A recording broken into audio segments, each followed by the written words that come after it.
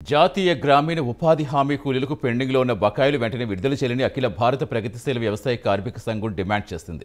నిజామాబాద్ జిల్లా కేంద్రంలో collectorate office ముందు అఖిల భారత ప్రగతిశీల వ్యవసాయ కార్మిక సంఘం నిజామాబాద్ జిల్లా కమిటీ ఆధ్వర్యంలో ధర్నా చేపట్టారు.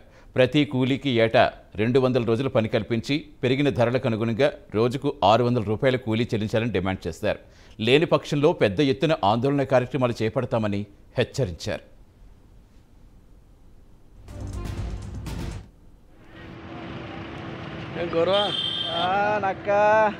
ఉపాధి కూలీలకు రోజు కూలీ 600 రూపాయలు.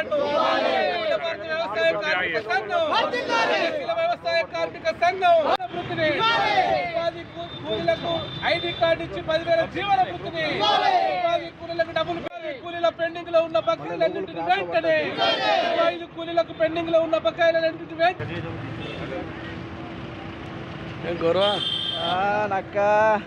ఉపాధి కూలీలకు రోజు కూలీ 600 రూపాయలు.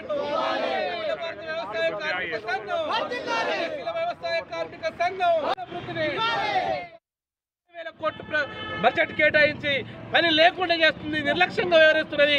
ఈ పనిని తీసేయాలనేటువంటి కుట్ర చేస్తున్నది. అందులో భాగంగానే వాళ్ళే ఈ పని నుంచి వైదొలగాలనేటువంటి కుట్రలో భాగంగానే నరేంద్ర మోడీ ప్రభుత్వం కుట్ర చేసింది. తస్మత్ జాగ్రత్త బిడ్డ. ఈ దేశంలో 16 కోట్ల మంది ప్రజలకు, కార్మికులకు, వ్యవసాయ కూలీలకు ఏం పని చూపిస్తావు, ఎట్లా బతుకుతారని చెప్పేసి ఈరోజు ప్రగతిశీల వ్యవసాయ కార్మిక సంఘంగా ప్రశ్నిస్తా ఉన్నాం.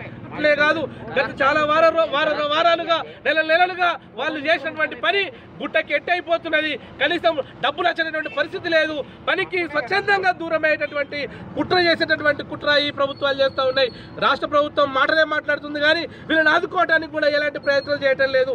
అందుకని వెంటనే పెండింగ్ లో ఉన్నటువంటి బకాయిల్ని వెంటనే విడుదల చేసి కనీస వేతనాల చట్టాన్ని అమలు చేయాలని, రోజు కూలి పెరుగుతున్న ధరలకు అనుగుణంగా 600 రూపాయల కూలి ఇవ్వాలని, వీరికి 10,000 రూపాయల జీవన వృత్తి కింద రెక్కల కష్టం మీద బతుకుతున్నటువంటి వాళ్ళందరికీ 10,000 రూపాయల జీవన వృత్తి ఇవ్వాలని చెప్పేసి, వీళ్లకు డబుల్ బెడ్రూమ్ ఇల్లు ఇవ్వాలని చెప్పేసి ఈరోజు అఖిల భారత ప్రగతిశీల వ్యవసాయ కార్మిక సంఘం కలెక్టరేట్ ముందు